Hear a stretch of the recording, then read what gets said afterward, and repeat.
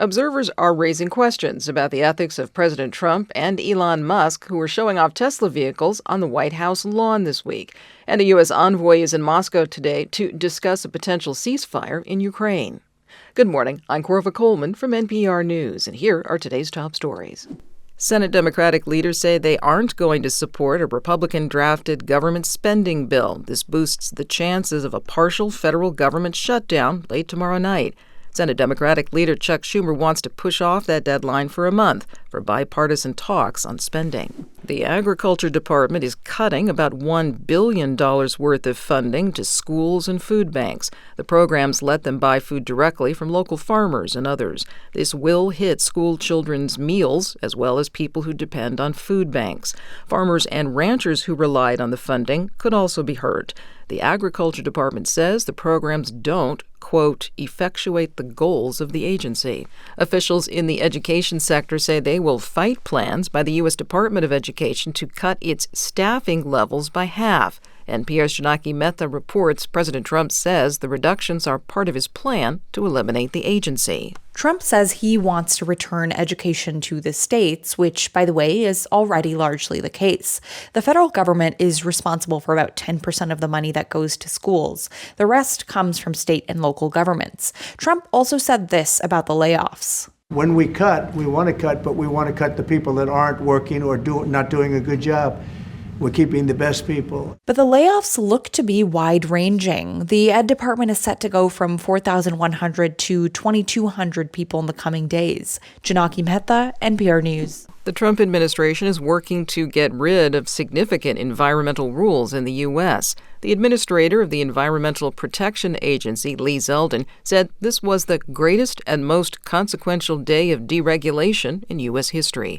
NPR's Jeff Brady reports the decisions could increase the use of fossil fuels. Zeldin said the agency will reconsider rules that limit climate pollution from power plants and from cars and trucks, also regulations that limit soot and mercury in the air, other rules that Zeldin claims are hurting the economy and costing trillions of dollars. But that leaves out the fact that pollution also costs the country, in health costs and cleanup. It's not clear whether EPA plans to get rid of these rules or weaken them. Those details should come later. NPR's Jeff Brady reporting. Some observers are raising questions about ethics in response to President Trump and billionaire Elon Musk showing off Tesla vehicles outside the White House this week. Trump said he was going to buy one. NPR's Bobby Allen reports Musk is a major Trump campaign donor. Tesla vehicles, including a Cybertruck, were arrayed on the South Lawn as Musk dazzled Trump like a salesman.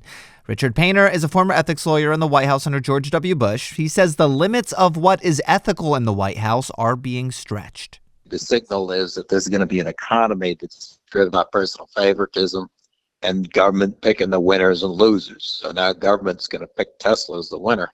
The Trump-Tesla photo op came as Tesla's stock price tumbled and as Tesla storefronts and superchargers have been hit with vandalism nationwide.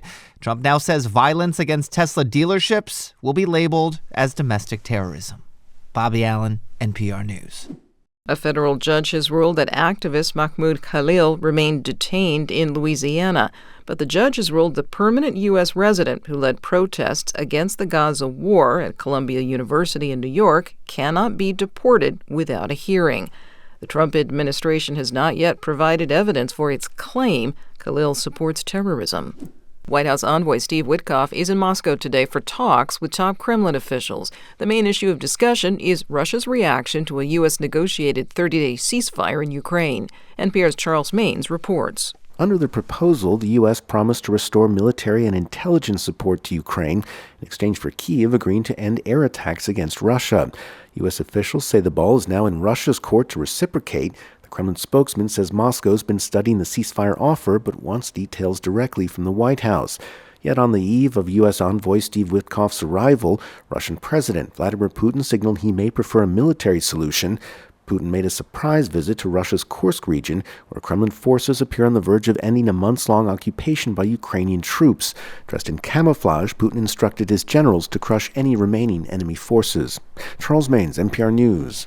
Today is the 5th anniversary of the police killing of Breonna Taylor in her home in Louisville, Kentucky. Her slaying, along with the murders of other Black Americans such as George Floyd, sparked protests in 2020. From Louisville Public Media, Roberto Roldan reports promised reforms in the Louisville Police Department are incomplete. Louisville Congressman Morgan McGarvey marked the anniversary of Breonna Taylor's killing on the House floor earlier this week. While we will never forget how Breonna Taylor died, we get to choose to remember how she lived. Breonna was a sister, a daughter, a girlfriend. Breonna was a caregiver working at U of L's emergency room to save lives. Taylor's death led to calls to ban no-knock warrants. Local officials did just that in 2020, but the Kentucky legislature stopped short of an outright ban. Activists in Louisville are still waiting on comprehensive policing reform. For NPR News, I'm Roberto Roldan in Louisville. Software company Niantic says it's selling its video game unit to Saudi Arabia's Public Investment Fund.